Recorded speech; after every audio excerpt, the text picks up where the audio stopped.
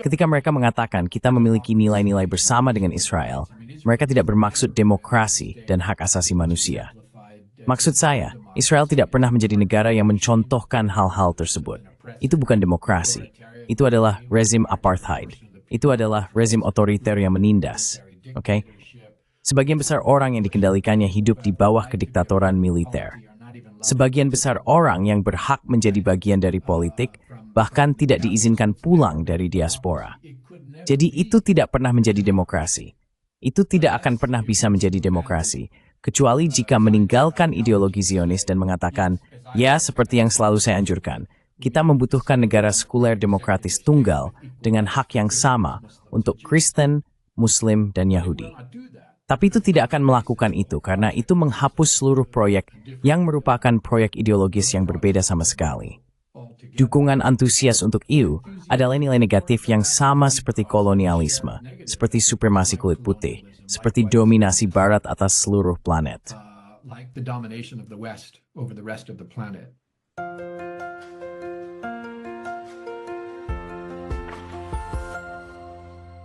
Hello everybody, this is Pascal from Neutrality Studies. Halo semuanya, ini Pascal dari Studi Netralitas. Dan hari ini saya berbicara dengan Craig Mokhiber, mantan direktur Kantor Hak Asasi Manusia di Markas Besar PBB di New York, yang pada tahun 2023 keluar dari badan tersebut secara publik karena kekejaman yang sudah terjadi di Gaza, dan apa yang kebanyakan dari kita hari ini kenali sebagai awal dari genosida Gaza. Situasi suram dan mengerikan di Palestina, serta peran hukum internasional adalah it's your best main itu so. Craig, take some deng. To discuss today, so Craig, welcome. Nice to have you because I've told you before but you. Senang memiliki Anda di sini karena seperti yang sudah saya katakan sebelumnya, Anda adalah salah satu suara yang berani berbicara. Dan Anda juga menempatkan hal-hal dalam konteks hukum internasional yang sangat saya hargai. Meskipun ada orang yang mengatakan situasi saat ini menunjukkan bahwa hukum internasional tidak penting, saya tidak setuju. Namun, Anda telah bekerja di bidang ini selama 30 tahun. Bisakah kita mulai dengan penilaian Anda tentang situasi ini? Pernah saya melihat sesuatu triptychsi saat tim Palestina? Something that resembles the current situation in Palestine. Saya belum pernah. Saya belum pernah melihat situasi yang menyerupai situasi saat ini di Palestina. Dan saya belum pernah melihat situasi, bukan hanya dalam 32 tahun saya di PBB, tetapi dalam lebih dari 40 tahun, saya di Gerakan Hak Asasi Manusia Internasional, di mana seluruh rezim hukum internasional, seluruh sistem hak asasi manusia internasional, begitu genting dan dibuat begitu genting oleh situasi yang kita bicarakan di Palestina. Ada pasang surut, ada dekade-dekade sulit ketika bahkan PBB, setidaknya kantor-kantor politik PBB, meninggalkan pendekatan yang lebih berprinsip terhadap Palestina, yang didasarkan pada hukum internasional, yang didasarkan pada hak asasi manusia internasional. Semuanya atas nama tipu muslihat Oslo ini. Proses politik yang tidak jelas, yang tidak pernah dimaksudkan, dan tidak pernah bisa memberikan keadilan bagi rakyat Palestina. Setidaknya, tidak dalam arti hukum atau moral. For the Palestinian people, at least not in a legal or a moral sense. Those were very difficult times as well because the international community lost. Itu juga masa-masa yang sangat sulit karena komunitas internasional kehilangan arah. Mereka melupakan hak-hak rakyat Palestina selama bertahun-tahun itu. Tapi Anda tahu, ada sejarah sebelum Oslo, yaitu sepanjang waktu sejak awal PBB atau penghancuran Palestina dalam Nakba dan pendirian negara Israel. Sampai Oslo dimulai, sebenarnya ada komunitas internasional yang sangat fokus pada hak-hak rakyat Palestina, hak mereka untuk menentukan nasib sendiri, dan penentuan terhadap posisi Palestina, Zionisme sebagai bentuk rasisme dan kolonialisme. Zionism as a form of racism and colonialism, all of that was pushed back. Semua itu didorong ke belakang dan diabaikan oleh proses Oslo, yang menurut saya memang secara taktis dimaksudkan untuk dilakukan oleh banyak sponsornya.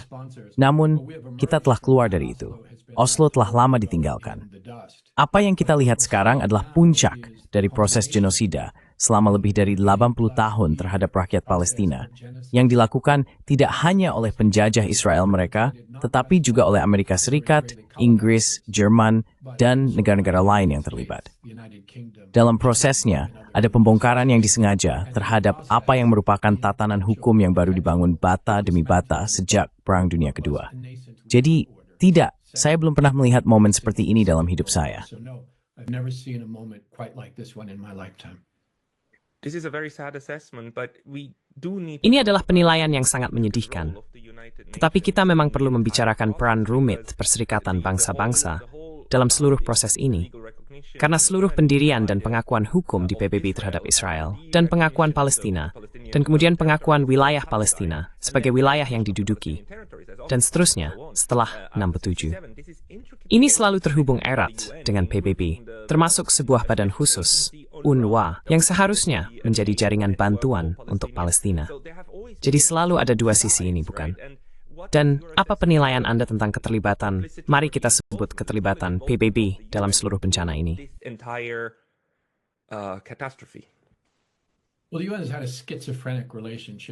Nah, PBB memiliki hubungan yang rumit dengan Palestina sejak awal.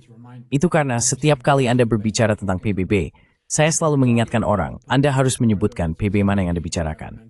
Jika Anda berbicara tentang koridor politik dan beberapa badan antar pemerintah, mereka sepenuhnya terlibat. Mereka berbagi dalam dosa asal pengusiran rakyat Palestina sejak awal Nakba yang berkepanjangan sejak 1948 hingga hari ini. Selalu ada PBB lain, yaitu PBB yang terdiri dari mekanisme hak asasi manusia independen, mekanisme yudisial seperti Mahkamah Internasional, pelapor khusus, badan perjanjian, dan semacamnya. Mereka selalu mengambil pendekatan yang berprinsip, berbasis hukum, dan berpusat pada hak asasi manusia terhadap pertanyaan ini, tetapi suara mereka tidak pernah mendominasi di masa lalu.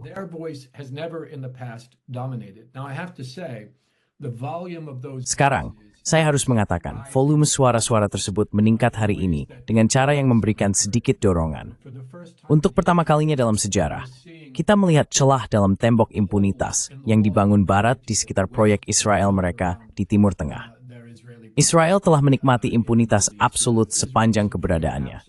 Pengecualian Israel adalah sesuatu yang lahir pada saat yang sama ketika Deklarasi Universal Hak Asasi Manusia lahir.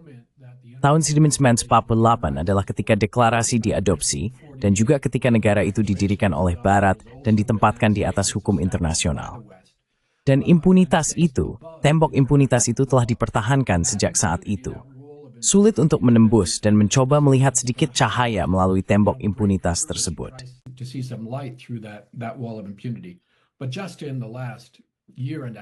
Namun, hanya dalam dekade terakhir, 1,5 tahun terakhir, sementara kita menyaksikan kengerian bersejarah di Palestina, kita juga menyaksikan secercah harapan, akuntabilitas, dan beberapa perubahan arah. Dan saya katakan ini karena fakta bahwa hari ini, Israel diadili atas genosida di Mahkamah Internasional. Para pemimpinnya menjadi subjek surat perintah penangkapan atas kejahatan terhadap kemanusiaan, termasuk pemusnahan di Pengadilan Kriminal Internasional. Mereka telah dikutuk. Pelanggaran dan kejahatan mereka didokumentasikan oleh setiap mekanisme hak asasi manusia internasional independen di Perserikatan Bangsa-Bangsa.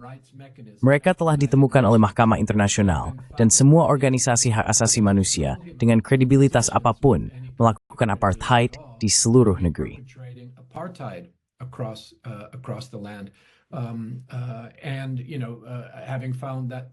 Dan setelah menemukan bahwa pendudukan itu sendiri di tepi barat dan Gaza sepenuhnya melanggar hukum dan harus diakhiri sepenuhnya, dan dengan cepat, ini adalah dunia yang sama sekali berbeda dari tempat kita berada hanya 2 tahun lalu ketika impunitas Israel adalah mutlak.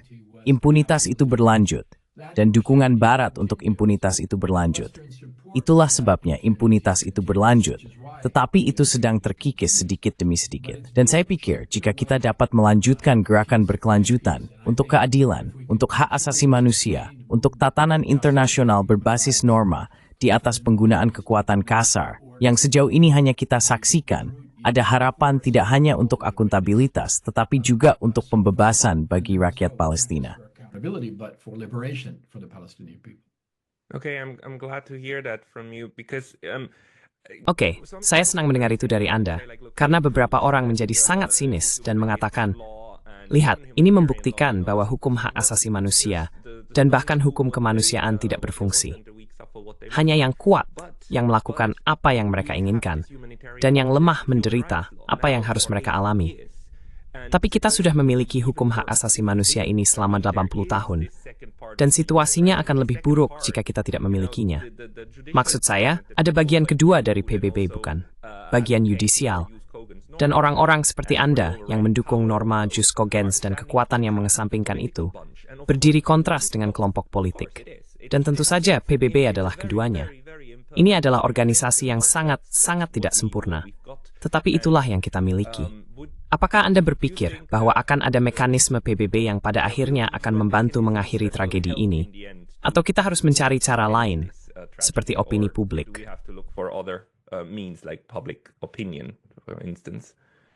All of the above. Ya, semua hal di atas.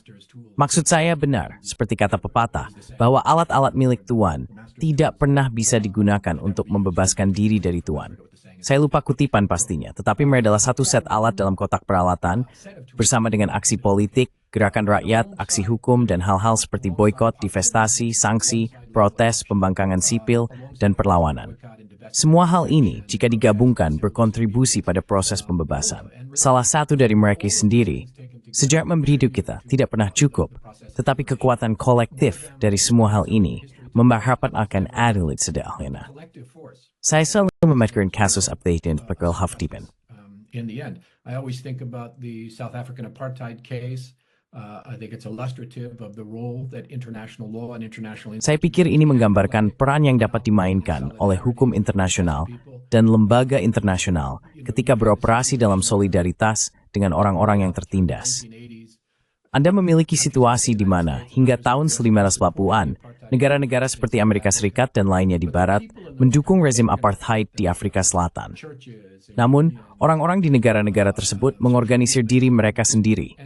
Gereja, serikat pekerja, gerakan sosial, mereka akhirnya mampu menciptakan tekanan yang cukup pada negara mereka sendiri, sehingga kebijakan dukungan untuk apartheid berubah. Dalam prosesnya, mereka berhasil mengisolasi Afrika Selatan sedemikian rupa, sehingga merasakan dampaknya, meskipun mendapat dukungan dari negara-negara Barat yang kuat, melalui ekonomi, kegiatan budaya dan olahraga, dan sebagainya, yang dikecualikan dari persaingan global secara diplomatis. From global competition, diplomatically, it did not have the respectable standing. Itu tidak memiliki posisi terhormat yang diperlukan untuk bernegosiasi mengenai jenis perdagangan, jenis hubungan internasional yang diinginkan oleh sebuah negara. Dan itu adalah gerakan dari bawah ke atas, dimulai dengan perlawanan di Afrika Selatan dan kemudian gerakan sosial di seluruh Barat yang memobilisasi solidaritas dengan perlawanan di Afrika Selatan yang akhirnya mengubah kebijakan resmi. Dalam prosesnya, menggunakan mekanisme Komisi Hak Asasi Manusia PBB, Majelis Umum, mekanisme apartheid yang telah ditetapkan, meskipun mereka tidak dapat menggunakan Dewan Keamanan karena veto dari AS dan Inggris. Terdengar familiar? Because of the US and UK veto, sound familiar? No one tool is enough. Jadi, tidak ada satu alat pun yang cukup untuk membawa pembebasan. Tetapi semua ini bersama-sama akan melakukannya. Dan saya akan mengatakan, Pascal, bahwa perjuangan untuk legitimasi sudah dimenangkan. Sebagian besar dunia, termasuk negara-negara di dunia yang secara konsisten memilih di pihak Palestina, juga campur tangan dalam kasus di Mahkamah Internasional untuk mendukung Palestina. Sebagian besar orang di dunia, dimulai tetapi tidak berhenti dengan orang-orang dari global selatan, sekarang menyebar ke barat. Anak muda, Yahudi dan Kristen dan Muslim dan agnostik dan aktivis serikat pekerja dan aktivis perdamaian dan aktivis hak asasi manusia, Anda tahu secara keseluruhan, bersolidaritas dengan rakyat Palestina.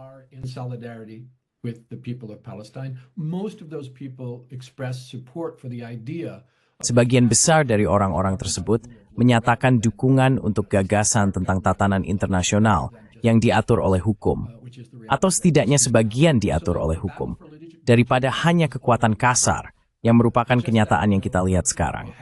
Jadi pertempuran untuk legitimasi sudah dimenangkan, Hanya saja, kita belum mengatasi kekuatan imperial yang menindas dari Amerika Serikat dan sekutu terdekatnya, serta kekuatan militer yang luar biasa dari negara Israel. Meskipun kita telah melihat dalam 1,5 tahun terakhir bahwa kekuatan militer Israel tidak sekuat yang orang pikirkan sebelumnya, bahwa Israel memiliki militer yang bisa dikalahkan. Namun jauh sebelum itu terjadi, saya pikir perjuangan untuk legitimasi sudah dimenangkan. But long before that happens, I think the struggle for legitimacy has already been won. Yeah, yes, I mean I see that too, but Ya, maksud saya juga melihat itu. Tapi Anda tahu, ketika kita berbicara tentang kejahatan genosida, maksud saya ada berbagai jenis genosida, bukan? Ada ledakan kekerasan yang sangat tinggi dalam waktu singkat. Contohnya adalah Rwanda, tentu saja. Lalu ada jenis genosida yang tersembunyi. Holocaust adalah contoh dari itu. Nazi tidak mencoba memberitahu semua orang bahwa mereka sedang memusnahkan orang Yahudi. Mereka mencoba menyembunyikannya karena mereka tahu itu. Bagi hati nurani saat itu, juga tidak terbayangkan. Dan kemudian kita memiliki genosida terbuka, bentuk genosida yang paling terang-terangan, yang kita lihat dengan Gaza dan dengan Palestina secara umum. Maksud saya, Anda sudah melihatnya dalam perspektif 80 tahun, bukan?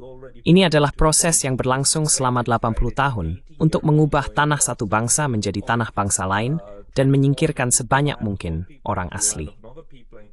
And get rid of as many of the original people as you can.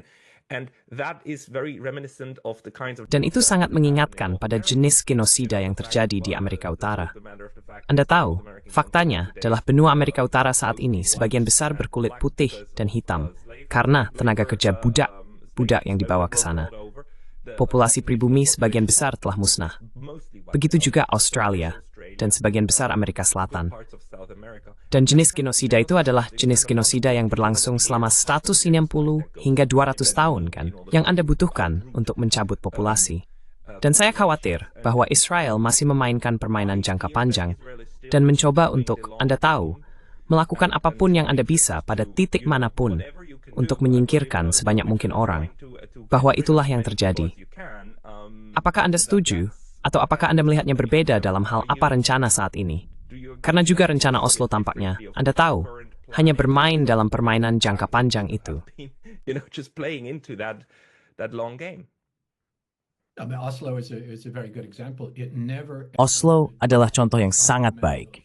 Itu tidak pernah, sama sekali tidak pernah, membahas hak asasi manusia fundamental dari rakyat Palestina. Itu tidak pernah membahas konsep kesetaraan. Itu tidak pernah membahas hak asasi manusia di dalam garis hijau. Itu tidak pernah membahas hak untuk kembali atau kompensasi. Itu tidak pernah membahas prinsip kesetaraan rasial di dalam Israel. Dan bahkan hal-hal yang diklaim untuk dibahas, yaitu apa yang terjadi di wilayah pendudukan, semuanya yang boa. Itu lebih niskilnya. In sebamit ang konteks Oslo, Boldalin, in Strurebasis war, mass Osron, and meth stisena. For 2 years during the Oslo process and lived there. Even that part of the process. Kamu tahu, bahkan bagian dari proses itu selalu hanya taktik untuk menunda, untuk membeli waktu saat mereka mempercepat perluasan pemukiman, saat mereka memperluas hukum yang menindas di seluruh tepi barat, pengembangan terbelakang jalur Gaza, dan seterusnya. Logika dari negara Israel dan proyek Zionis yang mengarah pada pembentukan negara Israel selalu bersifat pemusnahan. Selalu seperti yang kamu tunjukkan, merupakan jenis proyek ideologis yang sama yang kita lihat dalam penghancuran penduduk asli di Amerika dan pemukiman di atasnya. Penghapusan dan pemukiman di atas tanah mereka di Australia, Selandia Baru, dan banyak tempat T. Meskipun ini menarik.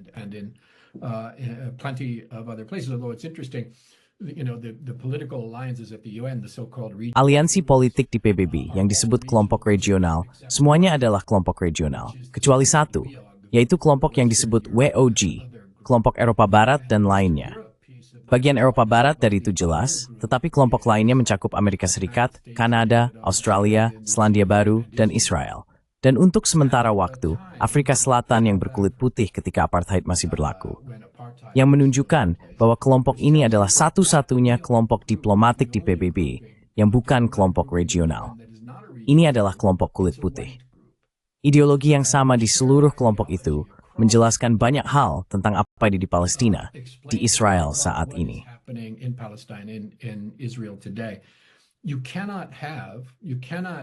Anda tidak bisa memiliki negara kolonial pemukim di mana sudah ada populasi pribumi yang tinggal dan bertani dengan rumah mereka, toko mereka, kebun mereka, kehidupan mereka, institusi mereka, gereja mereka, masjid mereka, dan sinagoga mereka. Lalu datang dan mengatakan, kami akan membangun negara yang oleh dan untuk orang yang berbeda tanpa memiliki rencana pemusnahan, tanpa genosida. Sesuai nafas menuju di September adalah dikoin di bulan. Nilai saya berthetiu, small. Jadi ini selalu dari proyek genosida.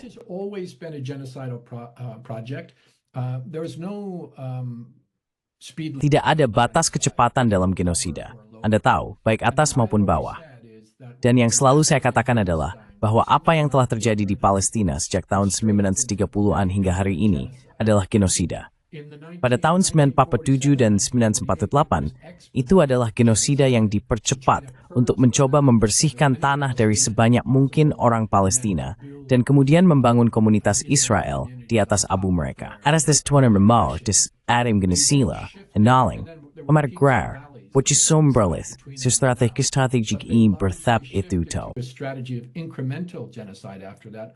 I say because it was more palatable. Saya mengatakan ini karena lebih dapat diterima oleh sponsor barat mereka. Israel adalah koloni yang tidak dapat bertahan tanpa dukungan dari sponsor baratnya. Awalnya Inggris, sekarang terutama Amerika Serikat.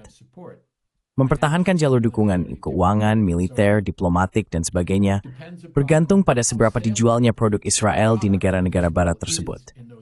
Jadi, jika Anda menjaga genosida tetap rendah, maka mesin propaganda di barat dapat bekerja dan memastikan bahwa penderitaan yang terjadi di sana tidak terlalu terlihat. Apa yang terjadi pada Oktober 2023? Sebenarnya pada Januari 2023, ketika pemerintahan baru mengambil alih di Israel dengan koalisi yang sangat ekstrem, secara terbuka fasis adalah bahwa mereka bertaruh, mereka bisa kembali ke genosida yang dipercepat dan tetap mempertahankan dukungan dari Barat.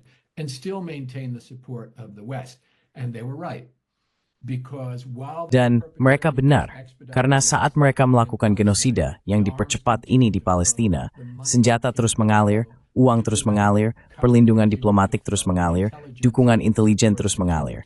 Jadi mereka mendukung pihak yang tepat. Mereka mendukung genosida, yang selalu menjadi tujuan utama negara tersebut. Semua genosida berbeda. Penderitaan satu bangsa atau bangsa lain tidak bisa dibandingkan. Jika Anda disiksa, Anda tidak peduli apa presiden historisnya. En hanya nyuk sini diwini.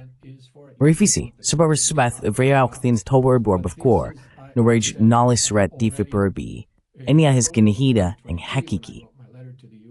This is quintessential genocide. There has never been a clearer case since the term genocide. Belum pernah ada kasus yang lebih jelas sejak istilah genosida diciptakan oleh Raphael Lemkin dan konvensi genosida diadopsi pada tahun 1948. Belum pernah ada kasus yang lebih jelas karena 80 tahun impunitas telah meyakinkan kepemimpinan politik Israel, kepemimpinan militer, dan sebagian besar masyarakat bahwa mereka bisa melakukan apa saja, bahwa impunitas mereka adalah mutlak, dan itu termasuk genosida terbuka. Genosida terbuka di mana Anda secara terbuka menyatakan niat genosida Anda. Bukan hanya beberapa penyiar radio yang kontroversial, tetapi presiden, perdana menteri, sebagian besar menteri pemerintah dalam kabinet, kepemimpinan militer, dan lainnya. Inilah yang unik, seperti yang Anda singgung. Ini adalah genosida terbuka. Ini adalah suara impunitas. Dan meskipun telah menciptakan kengerian yang tidak bisa kita bayangkan hanya beberapa tahun yang lalu, ini juga telah membuka tutup genosida bertahap yang telah berlangsung selama lebih dari 80 tahun dan memobilisasi banyak masyarakat untuk berjuang melawan genosida dan melawan rezim itu sendiri.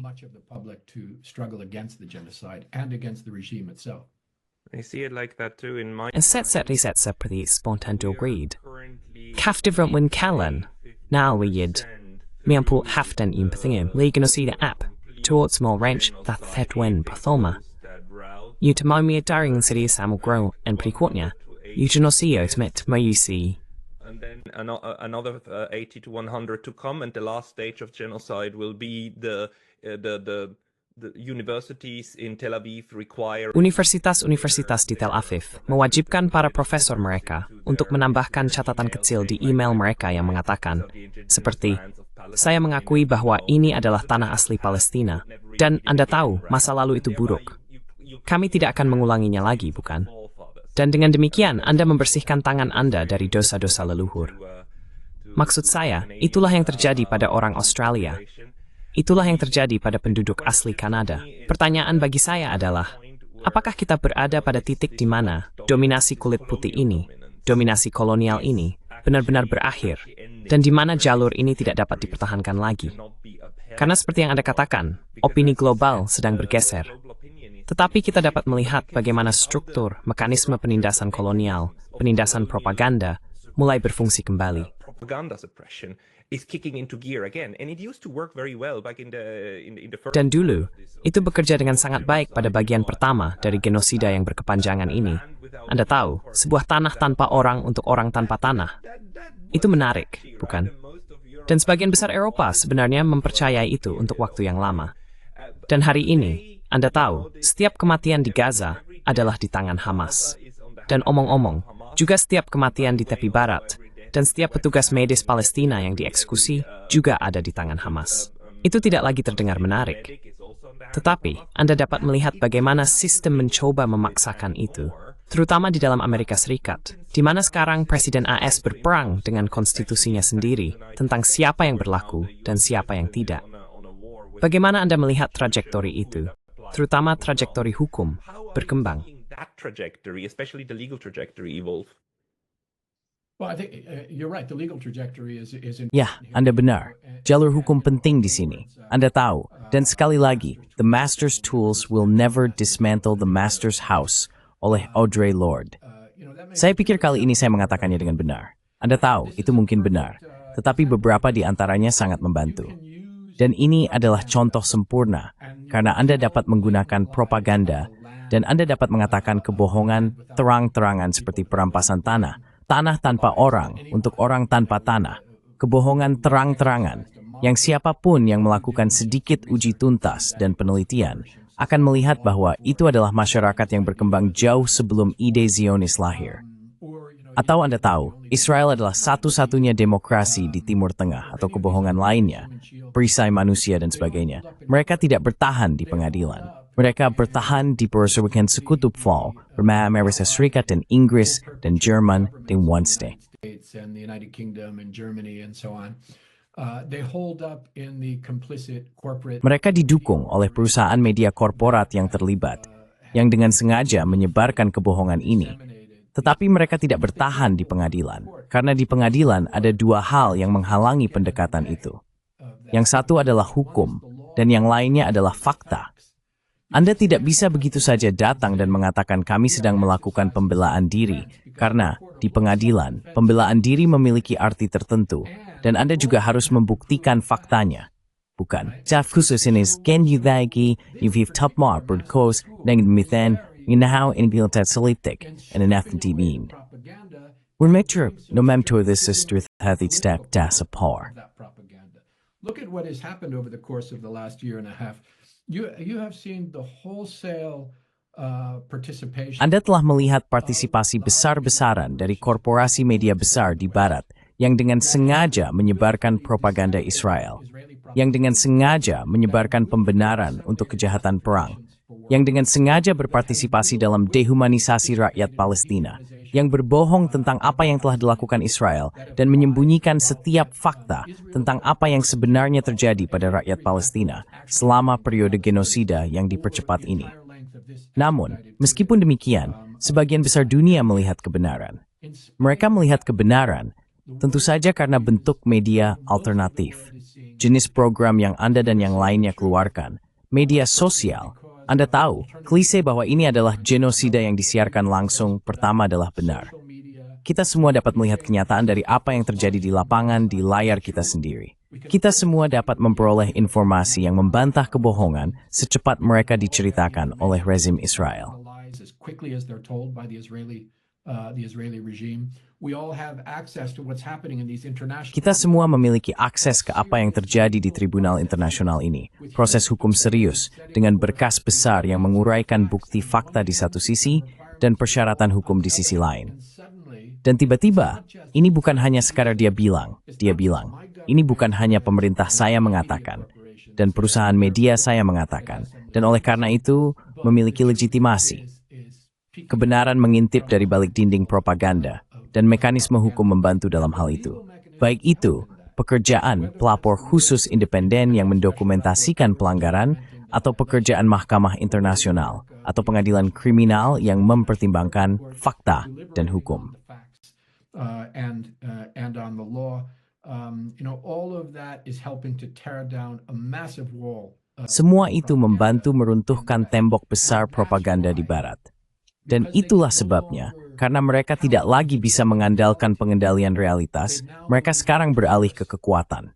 Mereka sekarang beralih menggunakan kekuatan polisi negara yang luar biasa di tempat-tempat seperti Jerman, Inggris, dan Amerika Serikat untuk membungkam orang, mengkriminalisasi pembelaan hak asasi manusia, menghapus kebebasan berbicara, menghapus kebebasan akademik, menghapus advokasi untuk hak asasi manusia, mendeportasi orang, menangkap orang, memukuli orang di jalanan, hanya karena memperjuangkan hak asasi manusia. Alasan mereka beralih ke taktik penindasan yang kasar dan fasis ini adalah karena mereka telah kehilangan kemampuan untuk mengendalikan narasi, yang juga menjelaskan serangan terhadap TikTok. And which explains as well the attack on TikTok. TikTok was never about, they're going to get the TikTok tidak pernah tentang, mereka akan mendapatkan data anak 8 tahun saya yang menari di TikTok.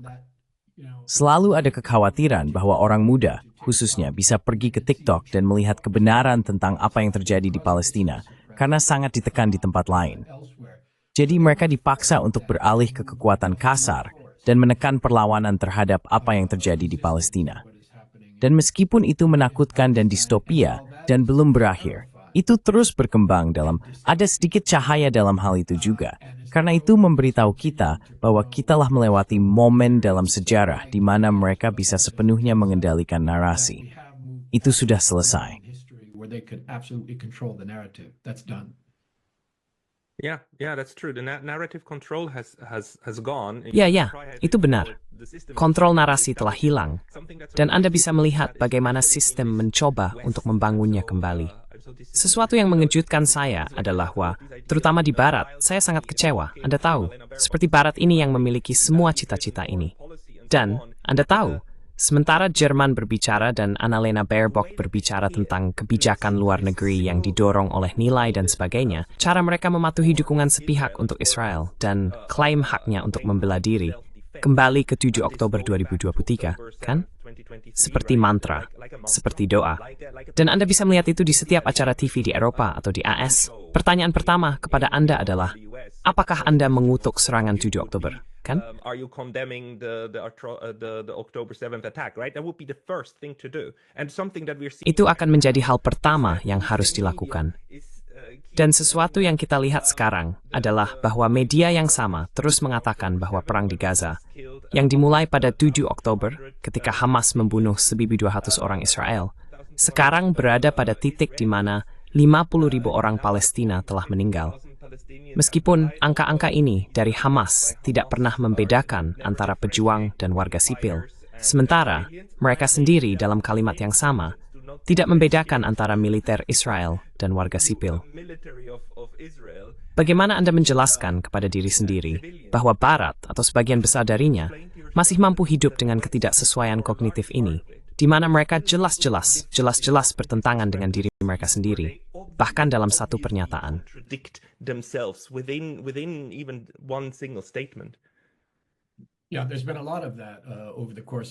Ya, ada banyak hal seperti itu selama beberapa tahun terakhir, dan saya pikir itu juga membantu dalam menghilangkan retorika kemanusiaan yang sering digunakan oleh para pemimpin Barat, bahkan ketika mereka terlibat dalam kekejaman di seluruh dunia, seperti yang selalu mereka lakukan, bukan? Anda tahu Barat kolektif, tempat Anda dan saya tinggal, adalah tempat yang menciptakan Zionisme, menciptakan fasisme, menciptakan nazisme, menciptakan kolonialisme dan imperialisme. Colonialism and imperialism. And then it maps all of these concepts. Dan kemudian itu memetakan semua konsep ini kepada orang-orang yang dulu mereka tekan secara historis, bukan? Oh tidak, orang Iran mencoba menguasai Asia Barat. Oh tidak, orang Cina bersikap sangat kolonial tentang hal itu. Ini luar biasa, proyeksi dari hal-hal terburuk yang kita sendiri ciptakan dan terapkan. And implemented. Yeah, I mean, I think, when all of this. Maksud saya pikir Anda tahu, ketika semua ini dimulai, saya dulu berpikir, oke, jadi Barat karena berbagai alasan, terlibat dalam penganiayaan terhadap rakyat Palestina dan Timur Tengah yang lebih luas. Anda tahu, rakyat Timur Tengah yang lebih luas. Tapi saya ragu untuk menggunakan istilah itu secara luas lagi, karena saya pikir hal yang benar untuk dikatakan adalah mereka adalah pelaku bersama dengan Israel dalam penganiayaan terhadap Palestina. Maksud saya, tidak ada dari ini yang bisa berlanjut, bahkan selama berminggu-minggu tanpa dukungan dari kekuatan Barat ini. Mereka melakukannya dengan sengaja. Mereka adalah peserta yang antusias dalam proyek yang disebut Israel. Dan Israel tidak bisa ada tanpa kehancuran. Seluruh ideologi negara dan bangsa adalah yang mengatakan keamanan kami berasal dari memusnahkan semua orang di sekitar kami. Karena jika tidak, keberadaan mereka sendiri adalah ancaman bagi mitos nasional kami. Terkenstepang misitestin. What it is that we aspire to. And the enthusiastic participation of Dan partisipasi antusias dari orang Amerika, Inggris, Jerman, dan lainnya seharusnya tidak mengejutkan kita, karena mereka memiliki sejarah kolonial yang sama.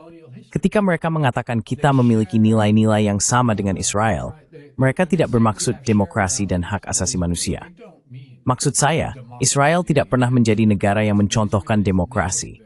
Ini adalah rezim apartheid. Ini adalah rezim otoriter yang menindas. Sebagian besar orang yang dikendalikannya di bawah kediktatoran militer. Dan sebagian besar orang yang berhak menjadi bagian dari politik, bahkan tidak diizinkan pulang. right to be a part of the polity are not even allowed to come home, right?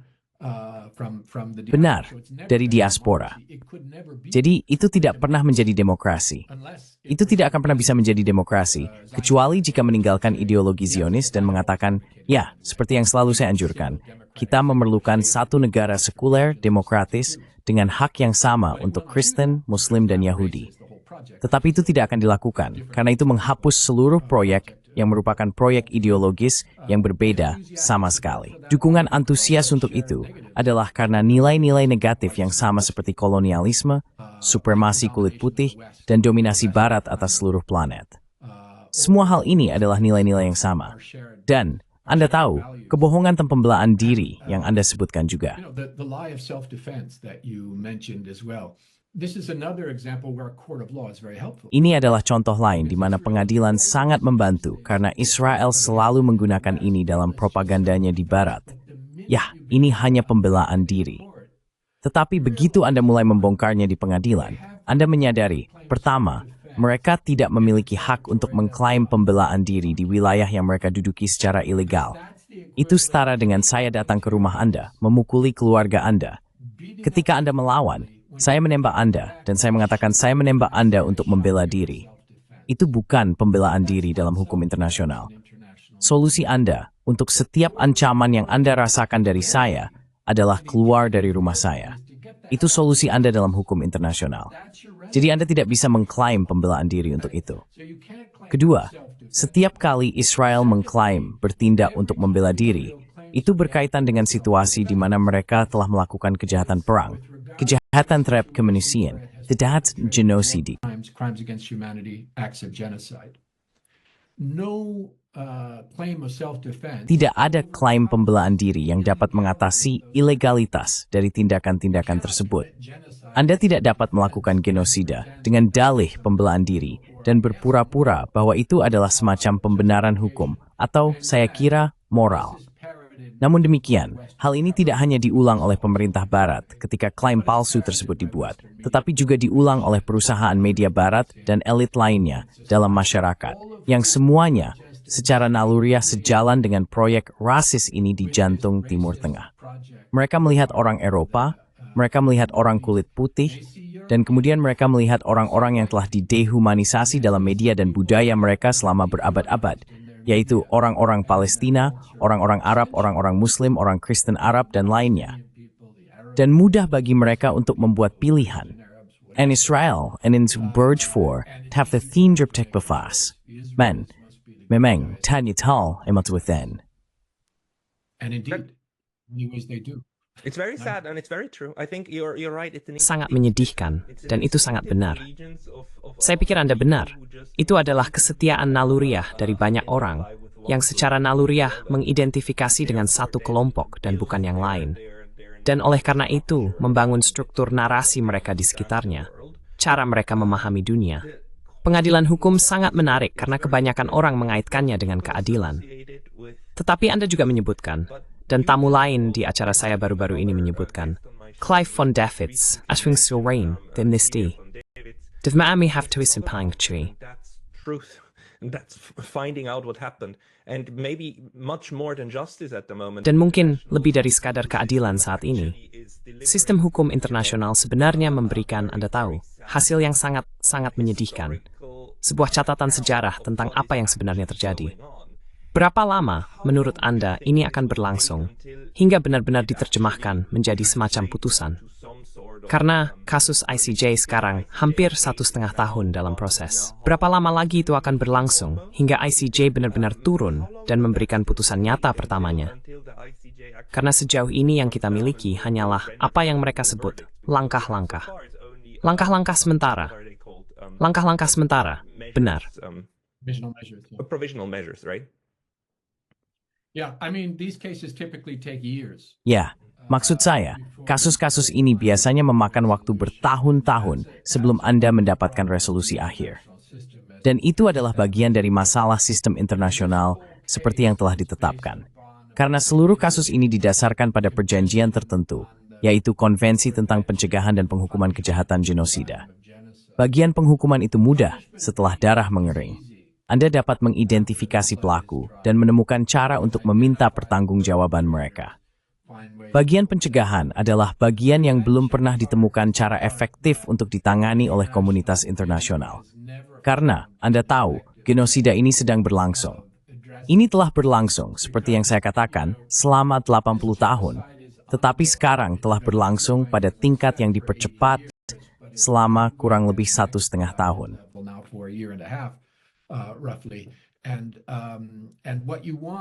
Dan yang Anda inginkan adalah mekanisme yang dapat merespons segera. Tapi itulah masalahnya. Anda memiliki sistem internasional yang cacat, yang didasarkan pada prinsip pengecualian. Pertama, dengan 5 anggota tetap Dewan Keamanan yang memiliki hak veto di satu-satunya lembaga di tingkat internasional yang memiliki kekuatan penegakan. Jadi, yang biasanya terjadi adalah seharusnya sudah menjadi kasus bahwa Mahkamah Internasional dan mekanisme lainnya sudah secara resmi membunyikan alarm setidaknya tentang risiko genosida. Lebih dari itu, genosida yang masuk akal sedang berlangsung, dan inilah langkah-langkah sementara yang perlu ditegakkan untuk menghentikannya agar tidak berlanjut.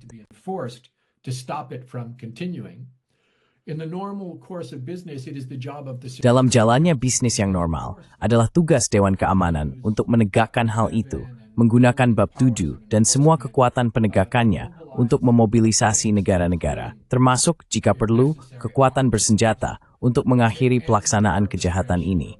Amerika Serikat mengatakan, tidak, itu saja untuk Dewan Keamanan. Mereka tidak bisa bergerak. Dan Amerika Serikat, bayangkan seorang pelaku bersama dalam genosida di sistem internasional, memiliki wewenang untuk mengatakan, Anda tidak bisa menghentikannya. Saya tidak akan mengizinkan Anda untuk menghentikannya. Benar. Jadi kemudian, yang seharusnya terjadi adalah, hal itu dibawa ke Majelis Umum, dan Majelis Umum dapat mengadakan sesi khusus darurat di bawah resolusi bersatu untuk perdamaian.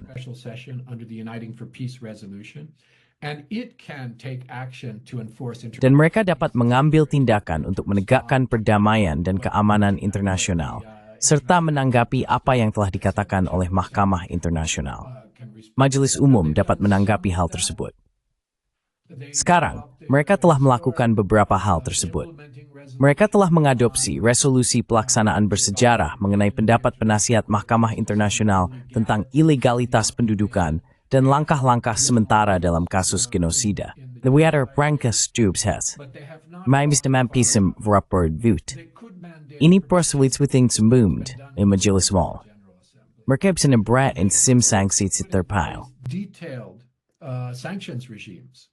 They can't enforce them, but they can put them. Mereka dapat menegakkannya, tetapi mereka dapat menetapkannya, dan kemudian meminta semua negara anggota, terutama yang memilihnya, untuk menerapkan rezim sanksi tersebut. Mereka dapat menyuruhkan embargo militer, dan kemudian menetapkan ketentuan rinci. Mereka bisa menghidupkan kembali mekanisme anti-apartheid lama dan sebagainya yang sangat efektif dalam bekerja sama dengan rakyat di Afrika Selatan. Karena satu-satunya hal yang akan menghentikan ini adalah isolasi rezim Israel dengan cara yang sama seperti rezim Afrika Selatan diisolasi. Mengingat kembali bahwa rezim Afrika Selatan mendapat dukungan dari Amerika Serikat hingga apartheid jatuh.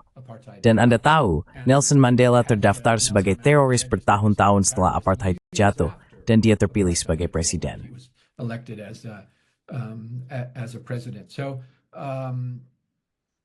So a part of the system has been. Jadi, sebagian dari sistem telah dibangun untuk sengaja tidak efektif ketika salah satu dari P5 tidak menginginkannya efektif.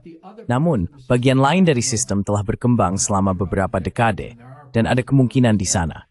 Dan Anda tahu, Anda berbicara tentang kasus untuk fakta. Ada banyak dokumentasi dan bukti yang telah dikumpulkan dari dekade ke dekade oleh mekanisme hak asasi manusia independen Perserikatan Bangsa-Bangsa yang siap untuk pengadilan. Dan memang, mereka telah berkontribusi pada kasus-kasus di Mahkamah Internasional. Pertama, kasus tentang tembok apartheid di tepi barat, kemudian kasus genosida, kemudian kasus tentang pendudukan, dan seterusnya.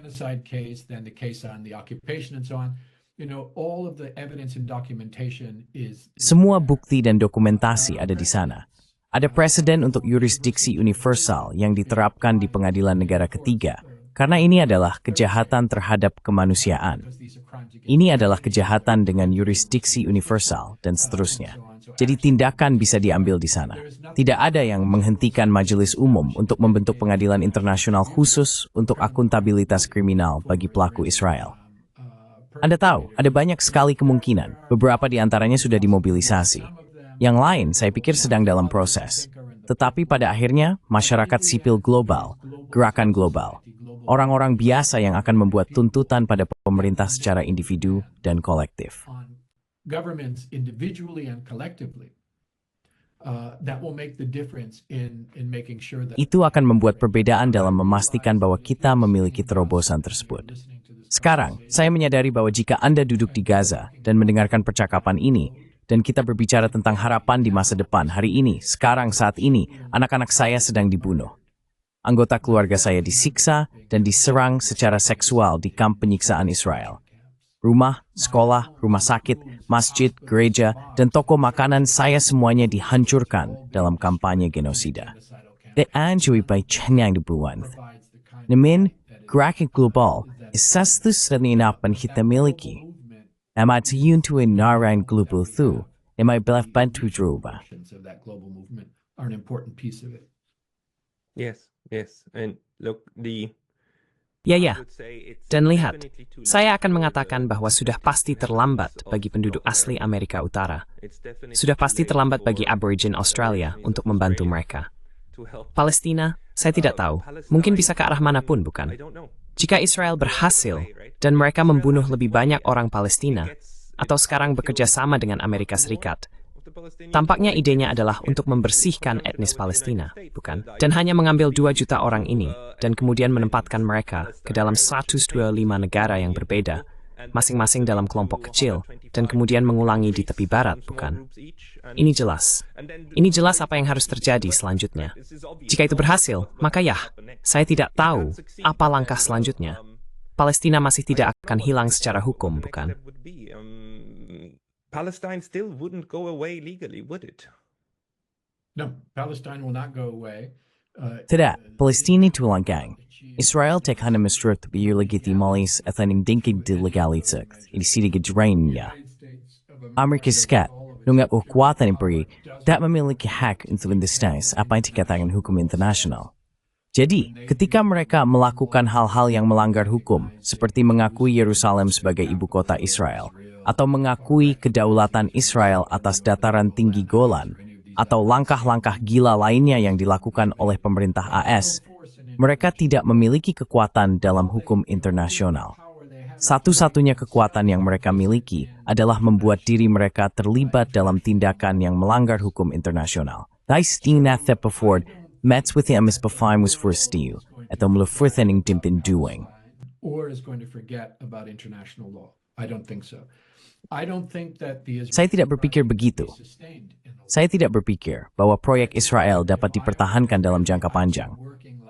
Saya pikir jika saya adalah orang Israel, saya akan berusaha keras untuk meninggalkan proyek kolonial dan rasis yang telah menjadi semua politik, dan mencoba mengadopsi pendekatan yang lebih manusiawi, modern, berbasis hukum, dan berbasis hak asasi manusia untuk masa depan, yang melihat semua orang sebagai setara, yang melihat kewajiban untuk memberikan kompensasi, yang melihat kewajiban untuk mengizinkan orang kembali ke rumah, yang percaya pada prinsip-prinsip demokrasi, yang berarti untuk semua orang. Karena Anda tidak dapat mempertahankan dengan kekuatan, maksud saya, sejarah telah menunjukkan ini kepada kita berulang kali. Anda dapat mempertahankan koloni dengan kekuatan untuk waktu yang lama, tetapi Anda tidak dapat mempertahankannya selamanya. But you can't sustain it forever. And you already see the desperation of the Israelis. Dan Anda sudah melihat keputusasaan orang-orang Israel yang tidak hanya mencoba menggunakan kekuatan melawan penduduk asli Palestina, tetapi juga mengarahkan senjata mereka ke seluruh wilayah. Apakah mereka benar-benar akan mengalahkan seluruh wilayah? Anda tahu, saat ini, hampir setiap pemerintah di wilayah tersebut telah ditangkap dan dikorupsi oleh Barat, terutama Amerika Serikat, atau telah dihancurkan oleh Barat karena memiliki kebijakan independen, karena melawan Amerika Serikat dan untuk rakyat Palestina dan lainnya. Yang tersisa hanyalah Iran, setengah dari Yaman, dan setengah dari Lebanon. Sisanya semuanya telah efektif ditangkap atau dihancurkan jika mereka tidak ditangkap. Dan demikianlah Suriah dan demikianlah Libya dan seterusnya. Tetapi rakyat di wilayah tersebut tidak ditangkap. But the people of the region are not captured. The deeply felt solidarity. Solidaritas yang dirasakan mendalam oleh orang-orang di wilayah Arab, naluri anti-imperial dan anti-kolonial mereka, bukan hanya dari orang tua dan kakek nenek mereka yang hidup melalui kolonialisme, tetapi juga dari kaum muda yang merasa jijik terhadap apa yang dilakukan Israel dan apa yang diwakilinya. Apa yang dilakukan kekuatan Barat dan apa yang mereka wakili, mereka tidak akan pergi kemana-mana. Dan jika saya adalah kepala salah satu dari pemerintah ini, saya tidak akan pernah tidur nyenyak, karena Anda hanya bisa mempertahankan itu dengan kekuatan. Dan Anda benar, Anda mengangkat model Amerika Serikat dan Australia. Itulah tepatnya yang dipikirkan oleh kepemimpinan Israel. Mereka berpikir kita harus menyingkirkan semua orang Palestina. Jika tidak, mereka akan selalu menjadi ancaman. Kita tidak bisa menang tanpa genosida. Dan saya pikir itulah yang memotivasi mereka sekarang. Tapi, Anda tahu, and this man Mandarin im naam seberthing and sweet kuat. Itu rates to break you, smart fish right resta. But they've got the rest of the world against them. Voices on the other side of the Suara-suara di sisi lain koridor sering berargumen bahwa Israel telah berhasil mengintegrasikan sejumlah besar warga Palestina dengan paspor Israel ke dalam masyarakat mereka. Dan bahwa ini adalah bukti bahwa hal ini berjalan dengan sangat baik, serta bahwa ini adalah masyarakat yang setara, demokratis, dan berkembang. Bisakah Anda berbicara tentang hal itu? Can you speak to that? Black South Africans also were integrated into the Orang kulit hitam Afrika Selatan juga diintegrasikan ke dalam masyarakat apartheid. Orang Afrika Amerika di bawah Jim Crow diintegrasikan ke dalam masyarakat. Itu adalah kebohongan. Jika Anda adalah seorang Palestina yang tinggal di dalam garis hijau di Israel, Anda tidak memiliki hak yang sama. Anda hidup di bawah rezim apartheid. Anda memiliki beberapa hak, tetapi Anda tidak memiliki hak tanah yang sama. Anda tidak memiliki hak ekonomi yang sama. Anda tidak memiliki hak tempat tinggal yang sama. Anda tidak memiliki hak kewarganegaraan yang sama. Maksud saya, Anda tidak memiliki kebangsaan yang sama. Jadi, untuk menghindari masalah apartheid ini, Mereka menempatkan agama Anda di tempat kebangsaan Anda. Anda tidak memiliki hak pernikahan yang sama. Maksud saya, secara keseluruhan, Anda bahkan bukan warga negara kelas 2. Anda adalah orang yang tidak diinginkan, orang luar di tanah Anda sendiri. Outsider in your own land. So your family has lived in that village and Jadi, keluarga Anda telah tinggal di desa itu, di Palestina bersejarah, yang sekarang menjadi Israel di dalam garis hijau, selama berabad-abad, jika bukan ribuan tahun. Namun setiap hari, Anda diberitahu bahwa ini adalah negara untuk orang Yahudi. Ini bukan negara untuk orang Palestina pribumi. Anda sama sekali bukan bagian dari ini. Anda bisa memilih, meskipun pada akhirnya Anda tidak memiliki tingkat perwakilan yang sama di parlemen. Tetapi, Anda tidak memiliki hak ekonomi, tanah, perumahan, dan hak lainnya yang dimiliki orang jika mereka kebetulan lahir dalam kelompok etnis lain. Jadi ini adalah kebohongan. Ini adalah sandiwara yang telah dimainkan Israel selama bertahun-tahun. Tidak ada kesetaraan di sini. Kesetaraan bertentangan langsung dengan ideologi negara. Mungkin Anda memiliki undang-undang kewarganegaraan yang menjelaskan hal ini dengan sangat jelas. Ini bukan hanya sikap orang-orang. Ini tertulis dalam undang-undang apartheid negara tersebut. This is written into the apartheid laws of the state. Maybe one of my final points. Mungkin salah satu poin terakhir saya. Anda baru-baru ini menulis artikel tentang blokade Yaman terhadap pelabuhan Israel. Dan bagaimana sebenarnya Yaman, atau Ansar Allah, Houthi, bertindak sesuai dengan hukum internasional. Dan bagaimana Amerika Serikat yang melanggar hukum internasional dengan mencoba menghentikan mereka dari mencegat kapal-kapal Israel dan yang menuju Israel. Bisakah Anda menjelaskan konsep itu dengan cepat? Ini sangat penting, karena banyak orang berpikir bahwa Anda tahu, PBB adalah satu-satunya lembaga yang dapat memberikan mandat untuk hal-hal semacam itu. Tetapi argumen Anda adalah, tidak, ada hukum yang lebih tinggi, jus cogens, yang sebenarnya menentukan apa yang harus terjadi.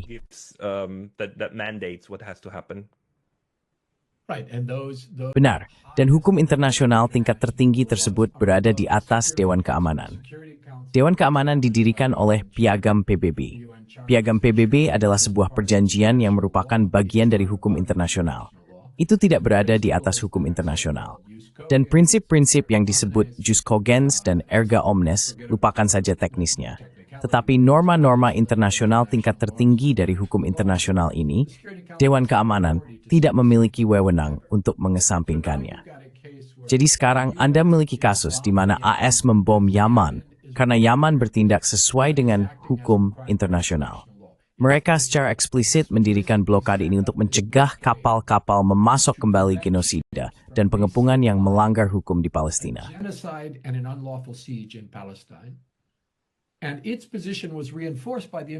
Dan posisinya diperkuat oleh Mahkamah Internasional dan temuan-temuannya tentang ilegalitas pendudukan. Dan dalam kasus genosida, yang keduanya mengatakan bahwa semua negara memiliki kewajiban untuk tidak mendukung pendudukan ilegal di Palestina dan tidak mendukung genosida. Jadi Yaman adalah satu-satunya negara yang telah mengambil tindakan material konkret untuk menghentikan hal ini terjadi. Dan AS membom mereka karenanya, bukan? Anda tidak akan mendengar ini di media barat yang menceritakan fantasi indah. Tetapi itulah kenyataan yang terjadi di lapangan. Dan ini bukan, Anda tahu, saya tidak menebak-nebak di sini. Houthi Yaman telah mengatakan inilah alasan mereka melakukannya dan mereka menghentikan blokade selama periode gencatan senjata, menunjukkan bahwa mereka tulus, bukan?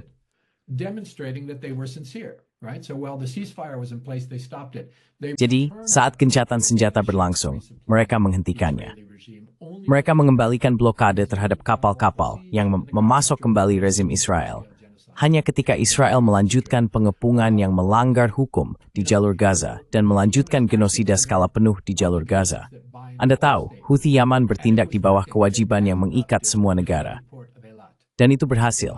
Mereka membuat pelabuhan Israel di Eilat bangkrut. Anda tahu, melalui penggunaan ini. Dan dengan melakukan itu, saya pikir mereka tidak dapat menghentikan kejahatan Israel. Tetapi mereka mempersulit kapasitas Israel untuk melakukan kejahatan tersebut. Dan itulah mengapa mereka dibom. Jadi di sisi lain, setiap serangan yang dilakukan AS terhadap Yaman adalah tindakan agresi dan karenanya melanggar hukum. unlawful. And the very idea of attacking the blockade Dan gagasan untuk menyerang blokade adalah kejahatan bersekongkol dalam genosida. Karena kita tahu genosida sedang berlangsung, dan mereka menyerang blokade untuk membelah genosida. Jadi jika Anda mengikuti apa yang dikatakan pemerintah Barat atau media korporat Barat, mereka akan mengatakan Anda memiliki orang-orang Yaman yang tidak mematuhi hukum, dan kami akan membela hukum, yang luar biasa karena mereka mengacu pada hukum laut. Yang tinin tiviawan skemkum the simaliport, dan namun sekisi refti di game form. Itu menefanin betap to absorten to inni. Namun sebenarnya, ini ins berbeda style. UMX sesuai diri yang mengharuskan hukum ensokal, indepunan, genosida, dan indukan ilegal. the genocide and the unlegal occupation, and the U.S. is committing a crime. Dan AS melakukan kejahatan agresi untuk menghentikan Yaman melakukan hal itu. Dan Anda tahu, dalam prosesnya berbohong tentang tindakannya sendiri. Mereka belajar dengan baik dari Israel. AS mengklaim pembelaan diri. Mereka tidak memiliki pembelaan diri di belahan dunia lain. Beberapa kapal dagang mereka yang tidak mengibarkan bendera AS terkena serangan, dan mereka mencoba mengklaim bahwa resolusi yang diadopsi pada Januari 2024 memberi mereka otorisasi untuk penggunaan kekuatan. Itu sama sekali tidak benar.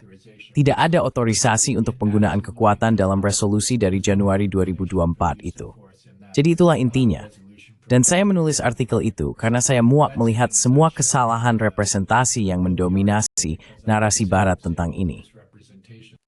That dominated the Western narrative on this. I'll link the article in the description, and this Saya akan menautkan artikel tersebut di deskripsi. Dan Anda tahu, ini sangat penting karena, sekali lagi, beberapa orang menjadi sangat fatalistik dan mengatakan hukum internasional tidak penting.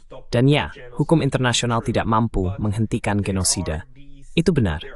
Tetapi, ada proses jangka panjang ini, dan norma jus cogens adalah sesuatu yang bahkan satu-satunya hal yang bisa mengubahnya adalah jika semua negara bersama-sama mengatakan, kami tidak peduli lagi tentang ini, kami mengadopsi sesuatu yang lain.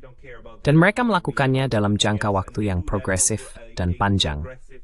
Maksud saya, bahkan resolusi PBB tidak akan cukup karena itu perlu dipertahankan dalam jangka waktu yang lama. Jadi ini semacam konsensus. Ini adalah hal terdekat yang kita miliki dengan konsensus global, konsensus 8 miliar orang tentang bagaimana kita ingin saling memperlakukan, bukan? Atau apa norma minimalnya? right? Or what are the minimal norms? And that Israel is not able to over. Dan bahwa Israel tidak dapat mengesampingkan hal itu, atau Amerika Serikat tidak dapat mengesampingkan hal itu, sangat penting dan akan berpengaruh di masa depan. Dan Dewan Keamanan juga tidak dapat mengesampingkan hal itu. Omong-omong, kekuatan politik, kekuatan mentah, tidak dapat mengesampingkannya. Karena sebenarnya ini adalah norma bersama yang disepakati oleh banyak orang, miliaran orang. Saya ingin menghubungkan ini dengan sesuatu, yaitu cara di mana, tentu saja, pembenaran untuk perang dan genosida terjadi. Dan semakin lama semakin jelas bahwa ini adalah pembenaran kosong. Dan ya, kekuasaan dapat melakukan apa yang lakukan kekuasaan, tetapi tidak dapat menguasai seluruh sistem. Apakah Anda berpikir bahwa kita dapat memperbaiki hukum hak asasi manusia dan hukum kemanusiaan berdasarkan pengalaman mengerikan ini di sini? Based upon these horrible experiences here. I think the law is pretty good. I mean, Saya pikir undang-undangnya cukup bagus. Maksud saya pertama-tama, seluruh sistem ini masih baru. Kita berpikir bahwa 80 waktu yang lama, dalam sejarahnya itu tidak. Jadi, sistem yang telah dibangun sejak apa yang terjadi sebelumnya dan sebelumnya sangat baru dan sangat tidak lengkap. Ada serangkaian blok bangunan, jadi ada seperangkat norma dan standar internasional yang sangat baik yang didefinisikan dalam perjanjian, yang mencakup semua bidang interaksi manusia, interaksi antar negara, dan sebagainya. Ada mekanisme yang didirikan untuk memberitahu kita apa yang sebenarnya terjadi. Jadi Anda tidak perlu mendengarkan BBC, CNN, atau Fox News yang hanya menyebarkan propaganda, tetapi Anda benar-benar bisa mendapatkan analisis ahli dengan bukti yang menyajikan apa yang sebenarnya terjadi. Karena memiliki pelapor khusus dan komisi penyelidikan badan perjanjian dan mekanisme lain yang mendokumentasikan semuanya. Anda memiliki peringatan yang sangat jelas yang keluar dari mekanisme ini. admonitions coming out of these mechanisms. This is, including from the international courts. Ini termasuk masukan dari pengadilan internasional dan mekanisme lainnya. Inilah yang diperlukan dari negara-negara, apa yang tidak diperbolehkan, dan seterusnya. Satu-satunya celah, dan saya katakan satu-satunya celah, yang merupakan bagian terpenting, adalah penegakan. Masalah dengan sistem internasional adalah bahwa semua penegakan diserahkan kepada mekanisme yang disebut Dewan Keamanan, yang tidak lebih dari panel pemenang dari Perang Dunia Kedua, di mana 5 negara pemenang diberi kekuasaan luar biasa. Mereka bisa menggunakan kekuasaan luar biasa itu untuk negara-negara seperti Israel untuk memastikan bahwa mereka berada di atas hukum. Jadi apa yang perlu kita perbaiki? Kita perlu memperbaiki penegakan. Dan dalam melakukannya, kita perlu memikirkan kekuatan kita sendiri. And in doing so, we need to think about our own power. We need to think about how popular mobilization. Kita perlu memikirkan bagaimana mobilisasi populer, gerakan politik, gerakan sosial, serikat pekerja, gerakan perdamaian, dan gerakan keadilan, serta protes, demonstrasi, boikot, divestasi, sanksi, pendidikan, pembangkangan sipil, dan perlawanan bersenjata yang sah, yang juga dikodifikasi dalam hukum internasional, serta penggunaan mekanisme internasional dalam perjuangan untuk legitimasi. Jadi, pengadilan kriminal internasional, mahkamah internasional, hal-hal ini tersedia bagi kita meskipun Dewan Keamanan tidak. Dan dari sanalah penegakan akan datang. Itu akan datang dari tuntutan orang-orang di dalam negara mereka sendiri yang membuatnya tidak berkelanjutan bagi pemerintah mereka untuk terus menempuh jalur yang sama. I wonder about that too because the problem with Saya juga bertanya-tanya tentang hal itu.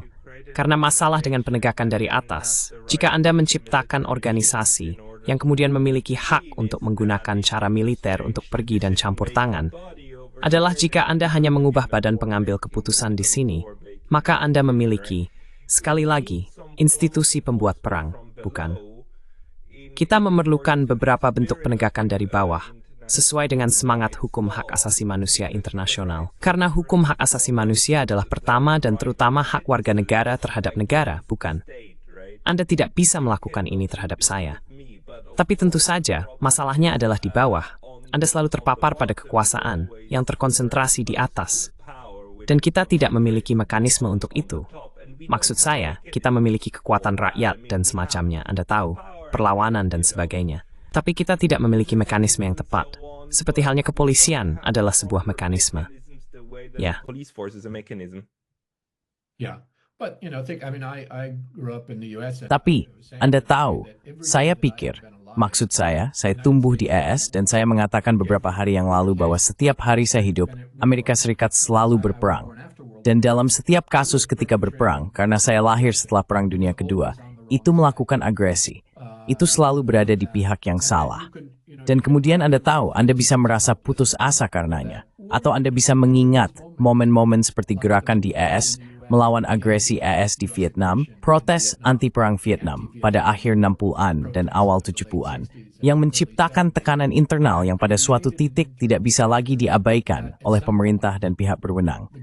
Atau pada tahun 1980-an, Anda tahu, juga selama hidup saya dalam perjuangan melawan apartheid, yang menciptakan tekanan internal yang tidak bisa lagi diabaikan.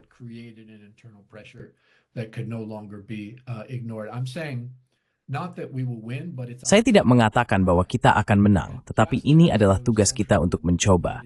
Dan seperti gerakan sosial yang membuat perbedaan dalam perang AS melawan Vietnam, meskipun terlambat setelah kekerasan genosida yang mengerikan dilakukan oleh pasukan Amerika di Vietnam dan di Kamboja, itu berujung pada perubahan kebijakan yang mengakhiri agresi tersebut.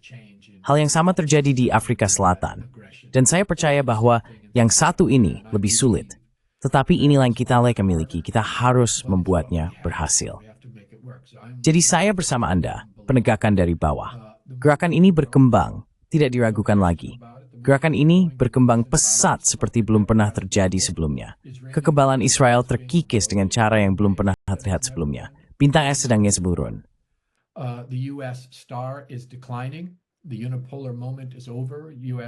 Momen unipolar telah berakhir. Kekaisaran es sedang mengalami penurunan. Ya, kekaisaran itu dapat menyebabkan banyak kerusakan dalam proses penurunannya. Ini dapat membawa banyak orang bersamanya mengalami penurunan. Namun, perkembangan multilateral baru mulai memberikan sedikit peluang untuk perubahan. BRICS jelas adalah salah satunya. Sekali lagi, baru berkembang, lemah, dan menghadapi tantangan. Namun, ini menunjukkan bahwa mekanisme yang didominasi kekaisaran di tingkat internasional bukan satu-satunya. Mechanisms at the international level are not the only option. The Hague Group, brand new group of 9 countries. Grup Den Haag, sebuah kelompok baru yang terdiri dari 9 negara, telah berkomitmen untuk menegakkan temuan Mahkamah Internasional dan Majelis Umum.